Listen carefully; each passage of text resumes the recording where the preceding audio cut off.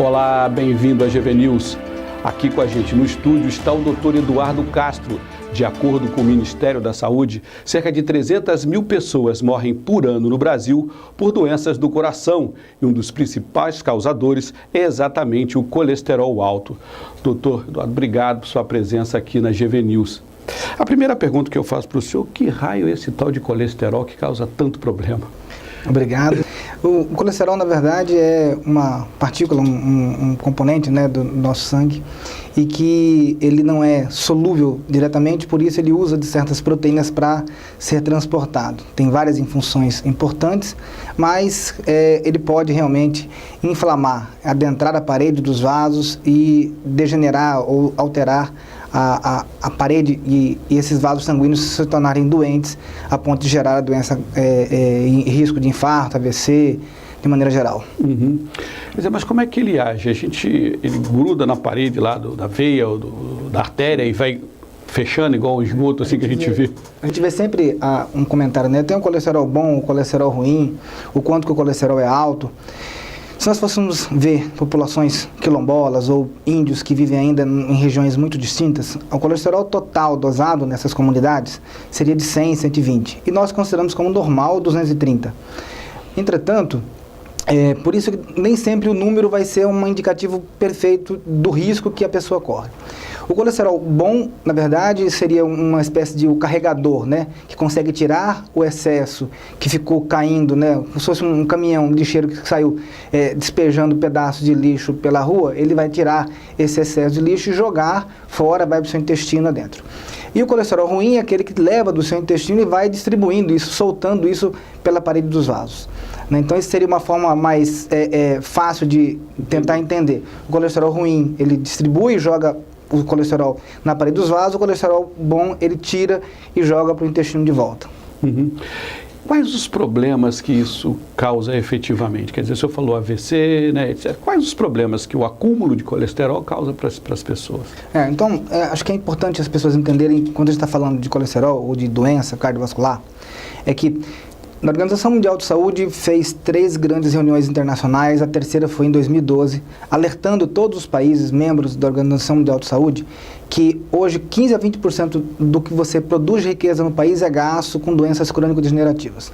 AVC, infarto, Alzheimer, doença, entupimento das artérias da perna, amputação, doença renal crônica, tudo isso tem relação direta, entendeu, com o adoecimento da parede do vaso.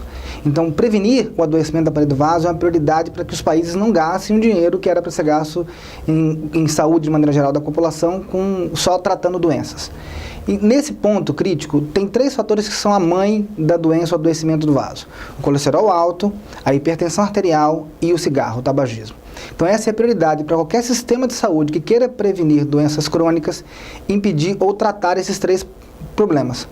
Quando você trata, né, o colesterol, então, ter ações que tentam prevenir ou tratar vai minimizar a chance de uma série de doenças. Então, como eu falei, seja impotência sexual, infarto, AVC, o coração dilatado, insuficiência cardíaca, cegueira, insuficiência renal, entupimento da artéria da perna, tudo isso pode ser provocado por essa infiltração do colesterol na parede do vaso. É como se você imaginar uma estrada, em que a estrada, se ela não tiver uma boa manutenção, uma chuva forte que vier com um caminhão pesado começa a abrir buracos nessa estrada, e uma vez que abrir um pequeno buraco, aquele buraco fica grande do dia para a noite. Então, nossa parede dos nossos vasos é como se fosse isso. Você vive o tempo que o seu vaso viver. Se você não tem um cuidado contínuo com isso, e esse colesterol começa a infiltrar e gera um buraco, ou faz um calo na parede do seu vaso, ele pode realmente gerar consequências gigantescas do dia para a noite, o que pode provocar infarto, AVC e tudo mais. Quer dizer, o risco é alto. Como evitar que isso aconteça? Então, as prioridades em termos de evitar que esse colesterol ruim piore a nossa saúde, existe digamos aí, um tripé, em que o primeiro tripé é em relação à atividade física regular. Fazer atividade física regular talvez seja o fator mais importante para inibir o piora desse colesterol. Então, fazer entre 150 e 300 minutos por semana de atividade aeróbica, caminhada, natação, bicicleta.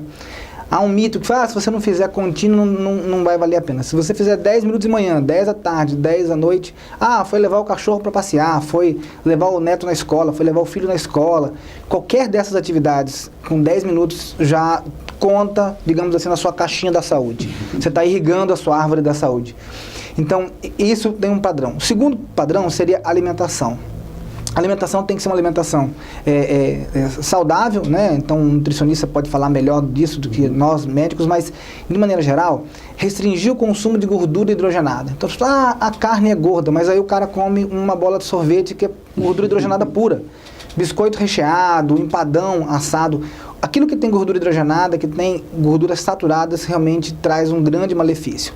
Restringir esse consumo de gordura hidrogenada é o padrão crucial. Aumentar o consumo de fibras, pelo menos 10 gramas de fibra solúvel por dia, e comer gorduras de boa qualidade, que faz aumentar o nosso colesterol bom, que é aquele colesterol que tira a sujeira do vaso. Tudo que o senhor falou é uma mudança de estilo de vida para uma população que está altamente viciada nessas coisas que o senhor falou, né? Sorvete, massas, muito padrão, não fazer exercício, vida sedentária, é o perfil da nossa sociedade hoje.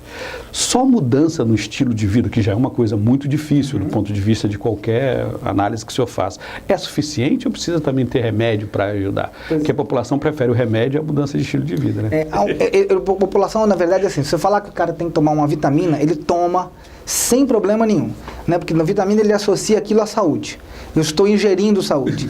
Se você falar que é um remédio, ele associa a doença. Então, eu sou doente, eu não quero tomar um remédio para me diagnosticar, para me sentir doente. Mas é interessante, olha, o tripé, ou a base desse processo de controle de saúde da população é realmente fazer atividade física. A cidade de Sorocaba ganhou um prêmio da Organização Mundial de Saúde, chamado Hiperdia, 30 minutos. Eles faziam uma caixinha de remédio e colocavam, olha, se a senhora tomar esse remédio aqui e caminhar 30 minutos depois, vai reduzir sua chance de Alzheimer em 80%, de infarto em 55%, de AVC em 50%. Mas, na verdade, aquilo era farinha, era só para induzir a caminhada, o exercício físico. E fez reduzir o gasto da população com remédio. Mas hoje, os remédios que nós temos para o colesterol, eles são basicamente para reduzir o seu risco cardiovascular. Então, não importa se o seu colesterol seja muito alto ou não, ele é usado para reduzir o risco. Se você tem um risco alto, baseado em idade, se você fuma ou não fuma, sua pressão arterial e o seu perfil de colesterol, sua glicose, nós temos uma calculadora que a gente usa universalmente para isso e calculamos o risco. Se o risco é muito alto, você tem que usar o remédio, independente de tudo. Eu virei maratonista, estou correndo. Olha, você realmente não consegue mudar muitas das alterações que você produziu no passado. Então, o remédio é essencial, é parte desse processo de reduzir a chance de um evento realmente pior. Quer dizer, o senhor falou do colesterol e de outros fatores de risco, né? Quais são, além do colesterol, que a gente deve elencar? Os três principais, que são, digamos assim, a mãe do adoecimento, é o cigarro, a hipertensão e o colesterol. Eu gosto sempre de falar com relação à estrada, porque a gente não pode pensar só no coração. Hoje no Brasil, o AVC, acidente vascular cerebral, o infarto cerebral, mata mais do que o infarto do coração. Mas faz parte desse conjunto de doença aterosclerótica, a aterosclerose seria essa infiltração da parede do vaso e degeneração.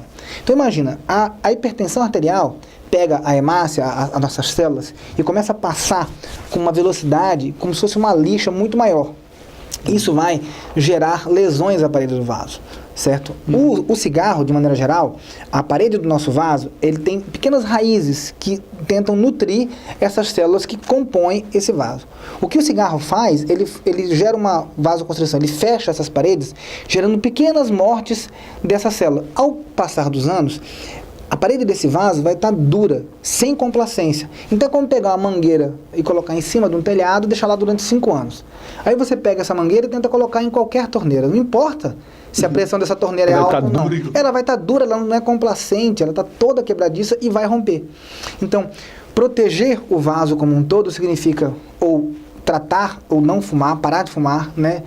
modificar a alimentação e ter uma alimentação saudável, fazer a atividade física regular, controlar bem a pressão e o colesterol. É crucial que haja políticas públicas nesse sentido, para que a população não fique doente. A população não estando doente, a cidade, a nossa comunidade vai ter mais dinheiro e mais facilidade, né, de usar isso como um todo. Mas não falta campanha do governo, campanhas públicas? Isso que a Organização Mundial de Saúde em 2012 reuniu todos os governos justamente para isso.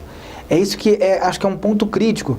Você vê, em Londres, a Olimpíada aconteceu em 2012 e eles mostraram que eles economizam 22 bilhões de dólares promovendo a atividade física em relação à campanha de cigarro, por exemplo, que eles economizam 4 bilhões, que é muito mais difícil o cara parar de fumar, mas se ele começar a fazer atividade física, é mais fácil ele parar de fumar.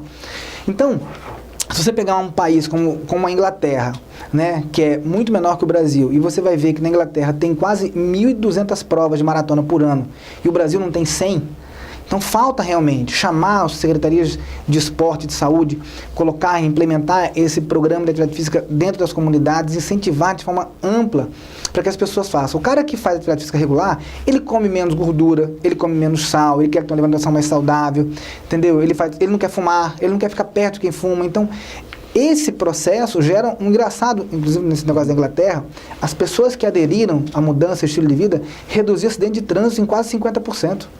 Ou seja, você dorme menos no volante, você se torna mais paciente para esperar um sinal ficar verde, entendeu? Então, o cara que não... Dorme melhor, né? Dorme melhor. Então, veja, a implicação para a comunidade, para a saúde como um todo, é muito grande.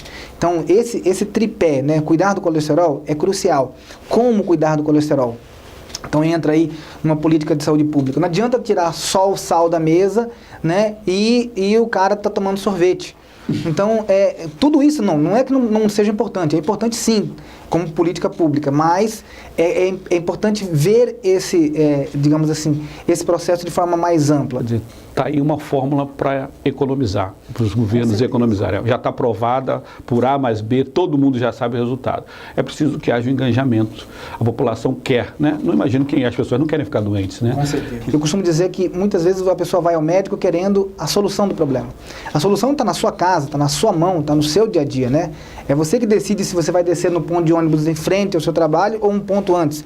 É você que decide se você, era que acorda de manhã, vai comer um pão ou vai comer uma laranja, se vai colocar mais manteiga ou menos manteiga. Então, a saúde está no seu dia a dia, na sua mão. Conhecer, acho que é o processo mais fácil e mais eficaz para que a gente possa melhorar a saúde da população como um todo.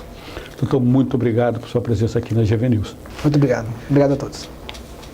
Obrigado por assistir a GV News. A gente volta daqui a pouco com uma nova notícia. GV News, porque informação é coisa séria.